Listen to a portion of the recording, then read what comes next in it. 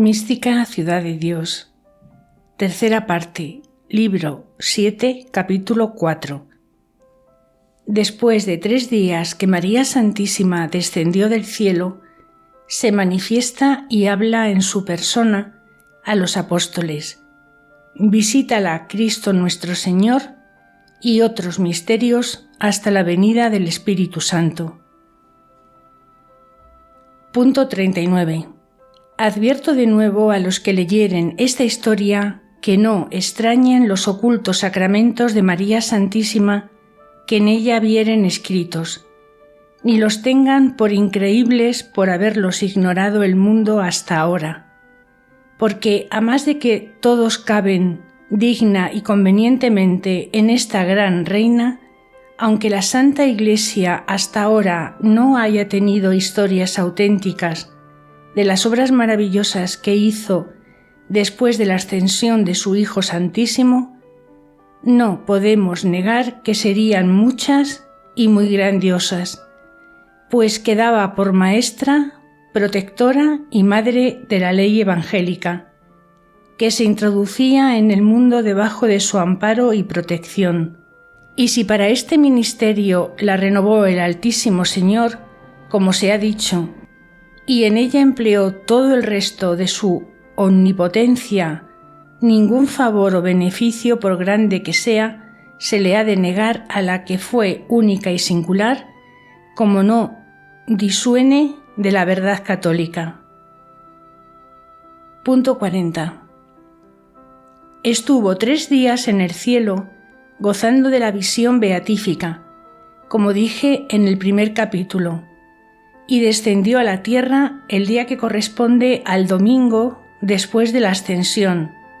que llama la Santa Iglesia infraoctava de la fiesta. Estuvo en el cenáculo otros 3 días gozando de los efectos de la visión de la divinidad y templándose los resplandores con que venía de las alturas,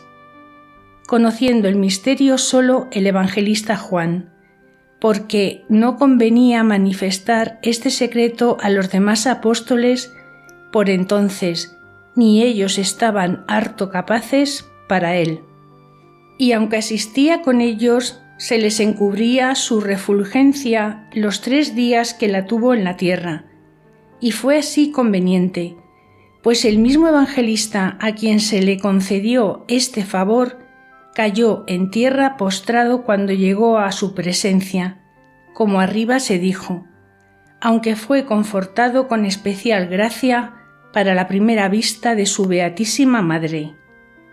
Tampoco fue conveniente que luego y repentinamente le quitase el Señor a nuestra gran Reina la refulgencia y los demás efectos exteriores o interiores con que venía desde su gloria y trono, sino que con orden de su sabiduría infinita fuese, poco a poco, remitiendo aquellos dones y favores tan divinos, para que volviese el virginal cuerpo al estado visible más común en que pudiera conversar con los apóstoles y con los otros fieles de la Santa Iglesia. Punto 41. Dejo asimismo advertido arriba que esta maravilla de haber estado María Santísima personalmente en el cielo no contradice a lo que está escrito en los Actos Apostólicos, que los apóstoles y mujeres santas perseveraron unánimes en oración con María, Madre de Jesús, y sus hermanos después que Su Majestad subió a los cielos. La concordia de este lugar con lo que he dicho es clara, porque San Lucas escribió aquella historia según lo que él y los apóstoles vieron en el cenáculo de Jerusalén, y no el misterio que ignoraba. Y como el cuerpo purísimo estaba en 2 partes, aunque la atención y el uso de las potencias y sentidos fuese más perfecto y real en el cielo, es verdad que asistía con los apóstoles y que todos la veían. Y a más de esto se verifica que María Santísima perseveraba con ellos en oración, porque desde el cielo los veía y unía su oración y peticiones con todos los moradores del santo cenáculo, y en la diestra de su Hijo Santísimo se las presentó y alcanzó para ellos la perseverancia y otros grandes favores del Altísimo. Punto 42. Los 3 días que estuvo esta gran señora en el cenáculo gozando de los efectos de la gloria y en el ínterin que se iban templando los resplandores de su redundancia, se ocupó en encendidos y divinos afectos de amor,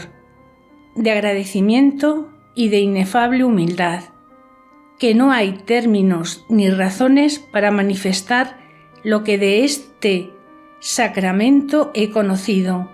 aunque será muy poco respecto de la verdad.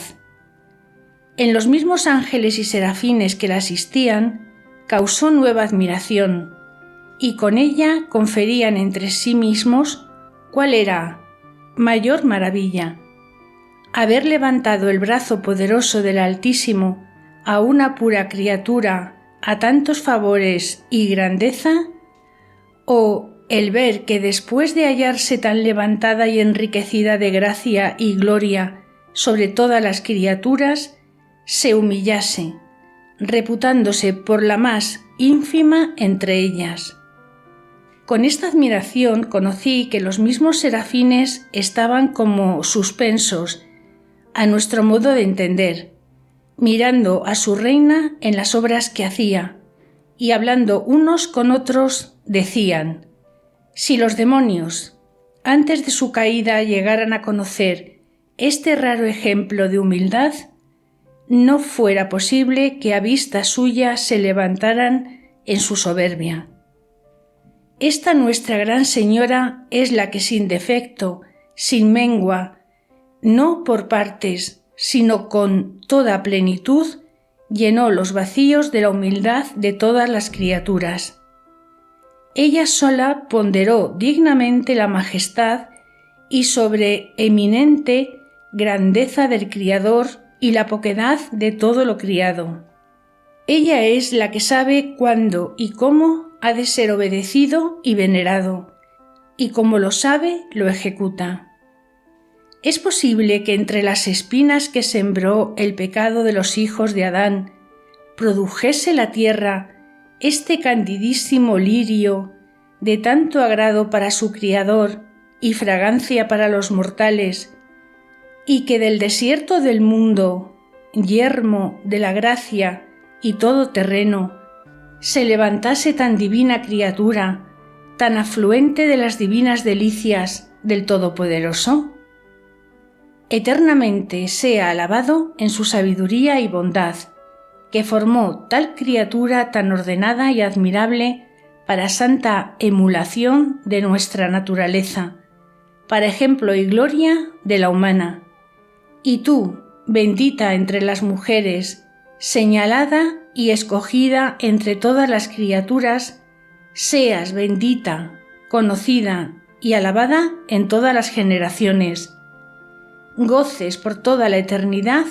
de la excelencia que te dio tu Hijo y nuestro Criador. Tenga en ti su agrado y complacencia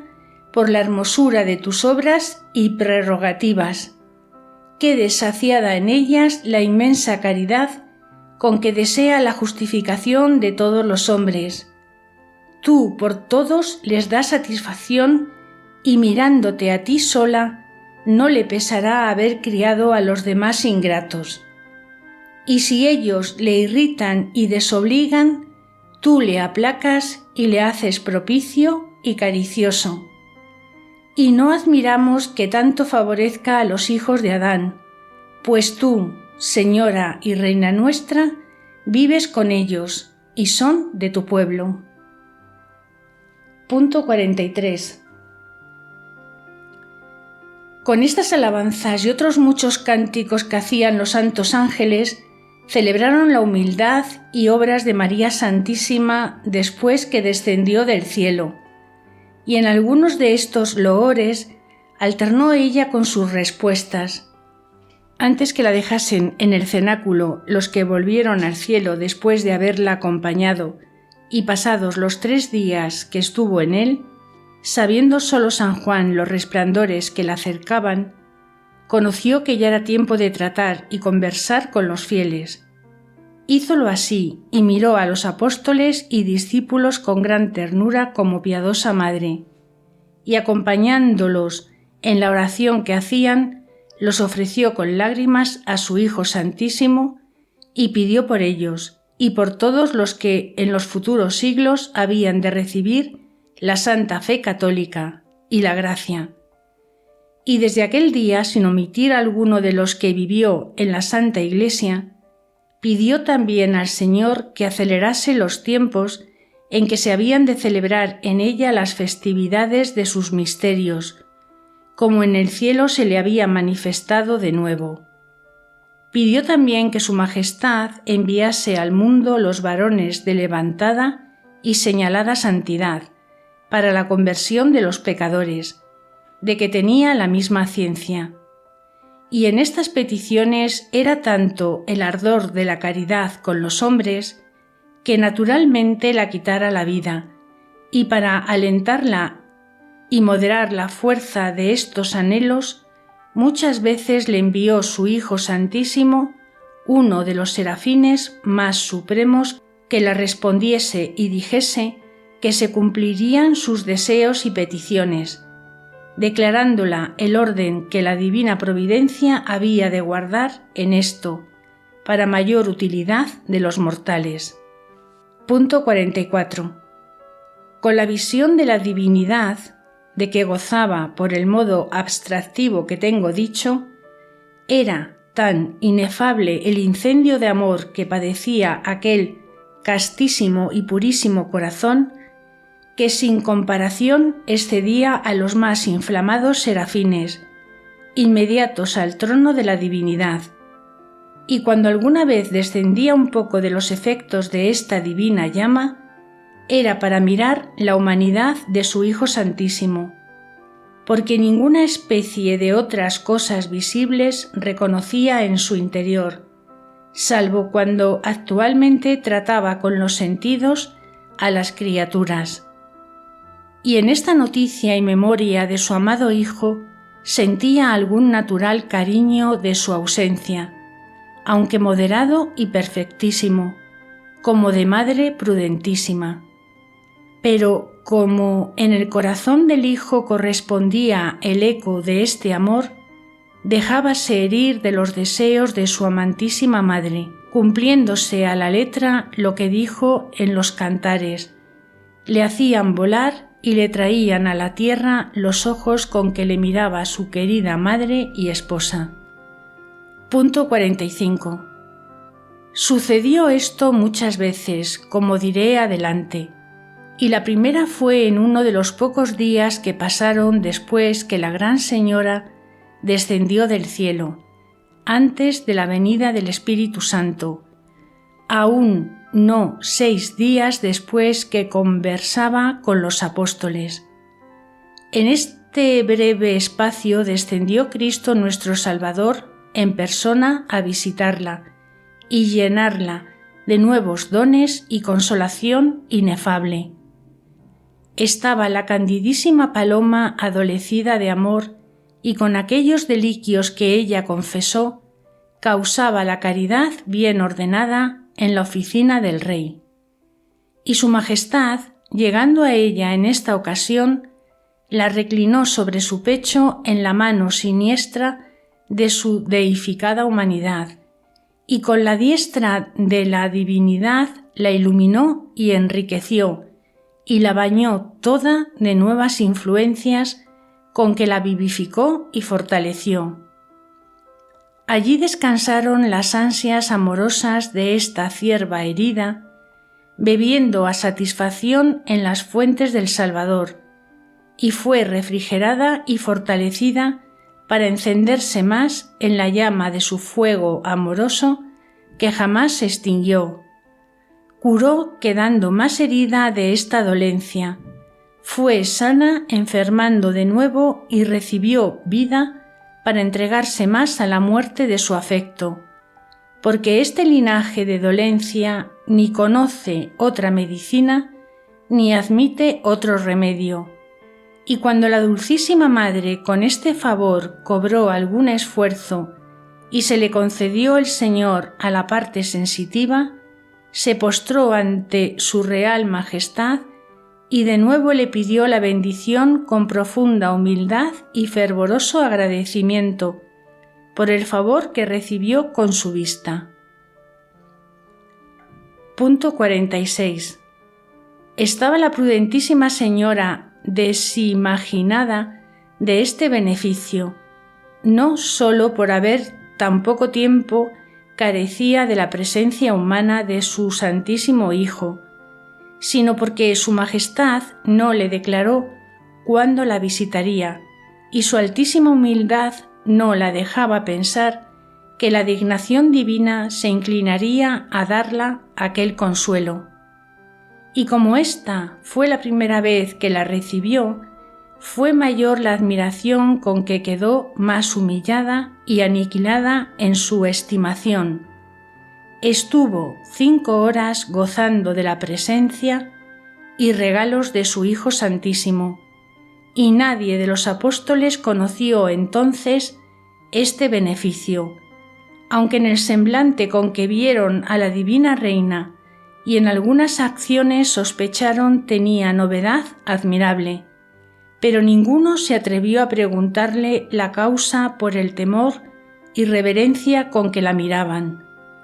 Para despedirse de su Hijo Purísimo al tiempo que conoció se quería volver a los cielos, se postró de nuevo en tierra, pidiéndole otra vez su bendición y licencia para que si alguna la visitase como entonces, reconociese en su presencia los defectos que cometía en ser agradecida y darle el retorno que debía a sus beneficios. Hizo esta petición porque el mismo Señor la ofrecía que la visitaría algunas veces en su ausencia, y porque antes de la subida a los cielos, cuando vivían juntos, acostumbraba la humilde madre a postrarse ante su Hijo y Dios verdadero, reconociéndose indigna de sus favores y tarda en recompensarlos, como en la segunda parte queda dicho. Y aunque no pudo acusarse de alguna culpa, porque ninguna cometió la que era madre de la santidad, ni tampoco con ignorancia se persuadió a que la tenía porque era madre de la sabiduría, pero dio el Señor lugar a su humildad, amor y ciencia, para que llegase a la digna ponderación de la deuda que como pura criatura tenía a Dios como a Dios, y con este altísimo conocimiento y humildad le parecía poco todo lo que hacía en retorno de tan soberanos beneficios. Y esta desigualdad atribuía a sí misma, y aunque no era culpa quería confesar la inferioridad del ser terreno comparado con la divina excelencia. Punto 47. Pero entre los inefables misterios y favores que recibió desde el día de la ascensión de su Hijo, Jesús Salvador nuestro, fue admirable la atención que esta prudentísima maestra tuvo para que los apóstoles y demás discípulos se preparasen dignamente para recibir al Espíritu Santo. Conocía la gran reina cuán estimable y divino era este beneficio que les prevenía el Padre de las lumbres, y conocía también el cariño sensible de los apóstoles con la humanidad de su Maestro Jesús, y que los embarazaría algo la tristeza que padecían por su ausencia. Y para reformar en ellos este defecto y mejorarlos en todo, como piadosa Madre y poderosa Reina, en llegando al cielo con su Hijo Santísimo, despachó otro de sus ángeles al cenáculo para que les declarase su voluntad y la de su Hijo, que era se levantasen así sobre sí y estuviesen más donde amaban por fe al ser de Dios que donde animaban que eran los sentidos, y que no se dejasen llevar de la vista sola de la humanidad, sino que les sirviese de puerta y camino para pasar a la divinidad, donde se halla adecuada satisfacción y reposo. Mandó la divina reina al santo ángel que todo esto les inspirase y dijese a los apóstoles. Y después que la prudentísima señora descendió de las alturas, los consoló en su tristeza y los alentó en el desmayo que tenían. Y cada día una hora les hablaba y la gastaba en declararles los misterios de la fe que su Hijo Santísimo le había enseñado. Y no lo hacía en forma de magisterio, sino como confiriéndolo, y les aconsejó hablasen ellos otra hora, confiriendo los avisos y promesas, doctrina y enseñanza de su divino Maestro Jesús, y que otra parte del día rezasen vocalmente el Pater Noster y algunos salmos, y que lo demás gastasen en oración mental, y a la tarde tomasen algún alimento de pan y peces y el sueño moderado. Y con esta oración y ayuno se dispusiesen para recibir al Espíritu Santo, que vendría sobre ellos. Punto 48. Desde la diestra de su Hijo Santísimo cuidaba la vigilante madre de aquella dichosa familia, y para dar a todas las obras el supremo grado de perfección, aunque hablaba después de bajar del cielo a los apóstoles, nunca lo hizo sin que San Pedro o San Juan se lo mandasen, y pidió y alcanzó de su Hijo Santísimo que así se lo inspirase a ellos, para obedecerlos como a sus vicarios y sacerdotes, y todo se cumplía como la maestra de la humildad prevenía, y después obedecía como sierva, disimulando la dignidad de reina y de señora, sin atribuirse autoridad, dominio ni superioridad alguna, sino obrando como inferior a todos. Con este modo hablaba a los apóstoles y con los otros fieles, y en aquellos días les declaró el misterio de la Santísima Trinidad con términos muy altos e incomprensibles, pero inteligibles y acomodados al entender de todos. Luego les declaró el misterio de la unión hipostática y todos los de la encarnación y otros muchos de la doctrina que habían oído de su Maestro, y cómo para mayor inteligencia serían ilustrados por el Espíritu Santo cuando le recibiesen. Punto 49. Enseñóles a orar mentalmente, declarándoles la excelencia y necesidad de esta oración, y que en la criatura racional el principal oficio y más noble ocupación ha de ser levantarse con el entendimiento y voluntad sobre todo lo criado al conocimiento y amor divino, y que ninguna otra cosa ni ocupación se debe anteponer ni interponer para que el alma se prive de este bien, que es el supremo de la vida y principio de la felicidad eterna. Enseñóles también cómo debían agradecer al Padre de las Misericordias el habernos dado a su unigénito por nuestro reparador y maestro, y el amor con que nos había redimido a costa de su pasión y muerte. Su Majestad,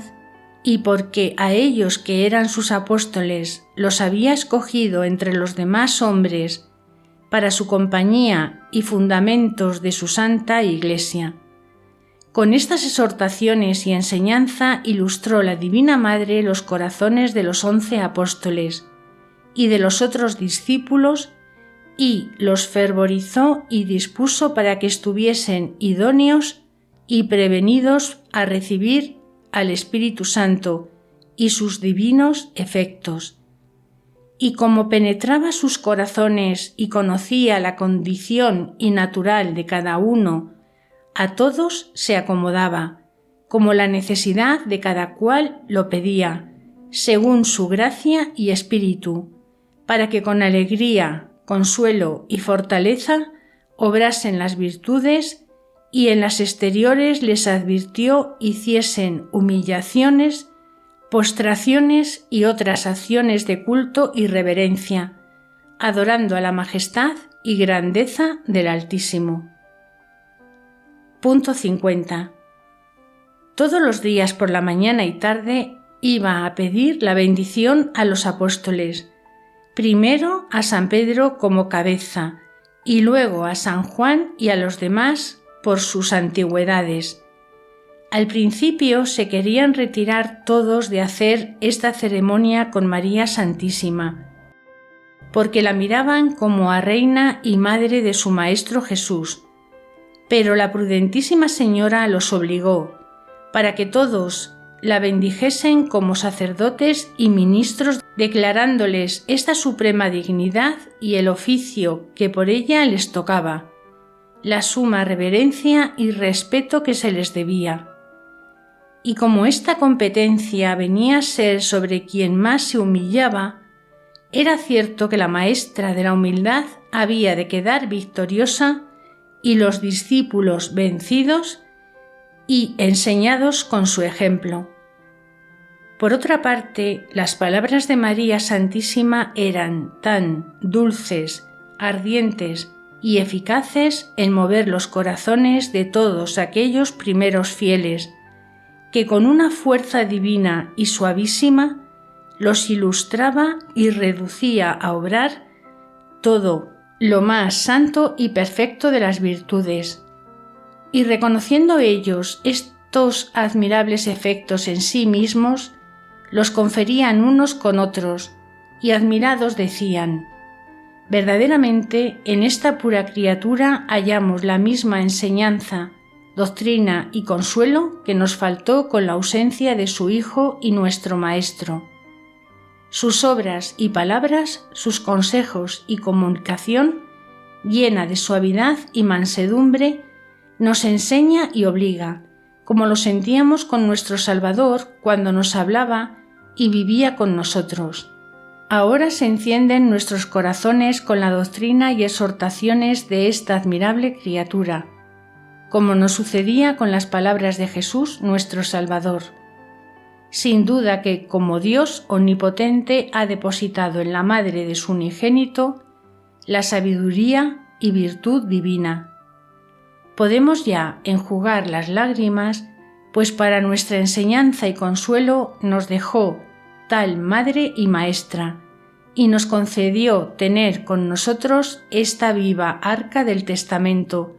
donde depositó su ley, su vara de los prodigios, el maná dulcísimo para nuestra vida. Si los sagrados apóstoles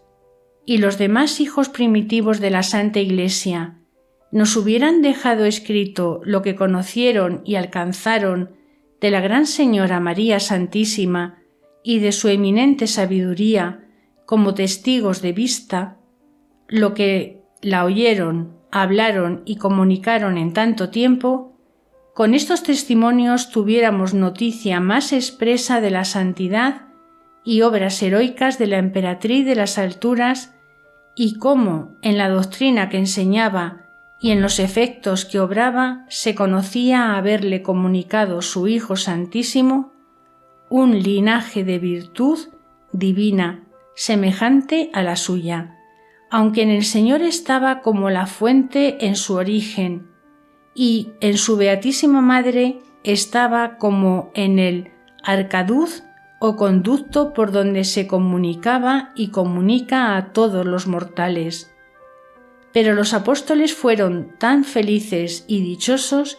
que bebieron las aguas del Salvador y de la doctrina de su Purísima Madre en su misma fuente, recibiéndolas por el sentido,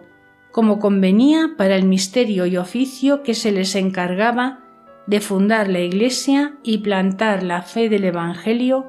por todo el orbe. Punto 52. Por la traición y muerte del infeliz entre los nacidos, Judas, estaba su obispado, como dijo David, de vacante, y era necesario que se proveyese en otro digno del apostolado, porque era voluntad del Altísimo que para la venida del Espíritu Santo estuviese cumplido el número de los 12, como el Maestro de la vida los había numerado cuando los eligió. Este orden del Señor les declaró María Santísima a los 11 apóstoles en una de las pláticas que les hacía, ella al que conociese por más digno e idóneo para el apostolado. No lo ignoraba la Divina Señora, porque tenía escritos en su corazón los nombres de los 12 con San Matías, como dije en el segundo capítulo. Pero con su humilde y profunda sabiduría conoció que convenía remitir aquella diligencia a San Pedro, para que comenzase a ejercer en la nueva Iglesia el oficio de pontífice y cabeza, como vicario de Cristo, su autor y maestro. Ordenóle al apóstol que esta elección la hiciese en presencia de todos los discípulos y otros fieles, para que todos le viesen obrar como suprema cabeza de la Iglesia. Y así lo hizo San Pedro, como lo ordenó la reina. Punto 53. El modo de esta primera elección que se hizo en la Iglesia refiere San Lucas en el capítulo 1 de los Hechos Apostólicos. Dice que en aquellos días que fueron entre la ascensión y venida del Espíritu Santo, el apóstol San Pedro, habiendo juntado los 120 que se hallaron también a la subida del Señor a los cielos, les hizo una plática en que les declaró cómo convenía haberse cumplido la profecía de David de la traición de Judas, la cual dejó escrita en el Salmo 40, y cómo, habiendo sido elegido entre los 12 apóstoles, prevaricó infelizmente y se hizo caudillo de los que prendieron a Jesús, y del precio por que le vendió le quedó por posesión el campo que se compró con él, que en la lengua común llamaban Aceldama, y al fin, como indigno de la misericordia divina, se colgó a sí mismo y reventó por medio, derramando sus entrañas, como todo era notorio a cuantos estaban en Jerusalén, y convenía que fuese elegido otro en su lugar en el apostolado para testificar la resurrección del Salvador, conforme otra profecía del mismo David, y este que había de ser elegido debía ser alguno de los que habían seguido a Cristo su Maestro en la predicación desde el bautismo de San Juan. Punto 54. Acabada esta plática y convenidos todos los fieles en que se hiciera elección del 12º apóstol, se remitió a San Pedro el modo de la elección. Determinó el apóstol que de entre los 62 discípulos se nombrasen 2, que fueron José, llamado el Justo, y Matías, y entre los 2 se sortease y se tuviese por apóstol aquel a quien le cupiese la suerte. Aprobaron todos este modo de elegir, que entonces era muy seguro, porque la virtud divina obraba grandes maravillas para fundar la Iglesia. Y escribiendo los nombres de los 2 cada uno en una cédula, con el oficio de discípulo y apóstol de Cristo, los pusieron en un vaso que no se viese, y todos hicieron oración pidiendo a Dios eligiese a quien fuera su santísima voluntad, pues conocía como Señor los corazones de todos. Luego San Pedro sacó una suerte en que estaba escrito: Matías, discípulo y apóstol de Jesús, y con alegría de todos fue reconocido y admitido San Matías por legítimo apóstol, y los 11 le abrazaron, y María Santísima, que a todo estaba presente, le pidió la bendición, y a su imitación lo hicieron los demás fieles, y todos continuaron la oración y ayuno hasta la venida del Espíritu Santo. Doctrina que me dio la Reina del Cielo, María Santísima. Punto 55. Hija mía, admiraste con razón de los ocultos y soberanos favores que recibí de la diestra de mi Hijo y de la humildad con que los recibía y agradecía, de la caridad y atención que entre este gozo tenía a las necesidades de los apóstoles y fieles de la Santa Iglesia. Tiempo es ya, carísima, de que en ti cojas el fruto de esta ciencia. Ni tú puedes ahora entender más, ni mi deseo en ti se extiende a menos que a tener una hija fiel que me imite con fervor y una discípula que me oiga y siga con todo el corazón. Enciende, pues, la luz de tu viva fe, con saber que yo soy tan poderosa para favorecerte y ayudarte, y fía de mí, que lo haré sobre tus deseos y seré liberal, sin escasez, en llenarte de grandes bienes. Pero tú, para recibirlos, humíllate más que la misma tierra y toma el último lugar entre las criaturas, pues por ti misma eres más inútil que el más vil y desechado polvo, y nada tienes más que la misma miseria y necesidad. Pondera bien con esta verdad cuánta y cuál es contigo la clemencia y dignación del Altísimo, y qué grado de agradecimiento y retorno le debes. Y si el que paga, aunque sea por entero, lo que debe, no tiene de qué se gloriar, tú que no puedes satisfacer por tanta deuda,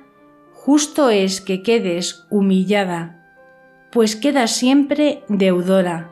aunque siempre trabajes cuanto puedas. Pues, ¿qué será siendo remisa y negligente? Punto 56.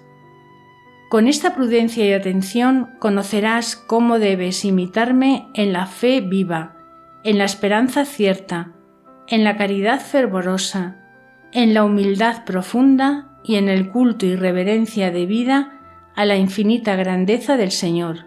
Y te advierto de nuevo que la sagacidad de la serpiente es vigilantísima contra los mortales para que no atiendan a la veneración y culto que se debe a su Dios, y con vana osadía desprecian esta virtud y las que en sí contiene. En los mundanos y viciosos introduce un estultísimo olvido de las verdades católicas para que la fe divina no les proponga el temor y veneración que se debe al muy alto, y en esto los hace muy semejantes a los paganos, que no conocen la verdadera divinidad. A otros que desean la virtud y hacen algunas obras buenas, les causa el enemigo una tibieza y negligencia peligrosa con que pasan inadvertidos de lo que pierden por faltarles el fervor. Y a los que tratan de más perfección, los pretende este dragón engañar con una grosera confianza, para que con los favores que reciben o con la clemencia que conocen, se juzguen por muy familiares con el Señor y se descuiden en la humilde veneración y temor con que han de estar en presencia de tanta majestad, ante quien tiemblan las potestades del cielo, como la Santa Iglesia se lo enseña, y porque en otras ocasiones te he amonestado y advertido de este peligro, basta ahora recordártelo. Punto 57. Pero de tal manera quiero que seas fiel y puntual en ejercitar esta doctrina, que en todas tus acciones exteriores, sin afectación ni extremos, la confieses y practiques, para que con ejemplo y palabras enseñes a todos los que te trataren el temor santo y veneración que las criaturas deben al Criador. Y especialmente quiero que a tus religiosas las adviertas y enseñes esta ciencia, para que no ignoren la humildad y reverencia con que han de tratar con Dios. Y la más eficaz enseñanza será en ti el ejemplo de las obras de obligación, porque éstas ni las debes ocultar ni omitirlas por temor de la vanidad. Esta obligación es mayor en el que gobierna a otros, que es deuda del oficio exhortar, mover y encaminar a los súbditos en el temor santo del Señor, y esto se hace más eficazmente con el ejemplo que con las palabras. En particular, las amonesta a la veneración que han de tener a los sacerdotes, como ungidos y Cristos del Señor. Y tú, a imitación mía, pídeles siempre la bendición cuando llegares a oírles, y te despidieres de ellos. Y cuando más favorecida te veas de la divina dignación, vuelve también los ojos a las necesidades y aflicciones de tus prójimos, y al peligro de los pecadores, y pide por todos con viva fe y confianza, que no es legítimo amor con Dios si sólo con gozar se contenta y se olvida de sus hermanos. Aquel sumo bien que conoces y participas, has de solicitar y pedir se comunique a todos, pues a nadie excluye y todos necesitan de su comunicación y auxilio divino. En mi caridad conoces lo que debes imitar en todo.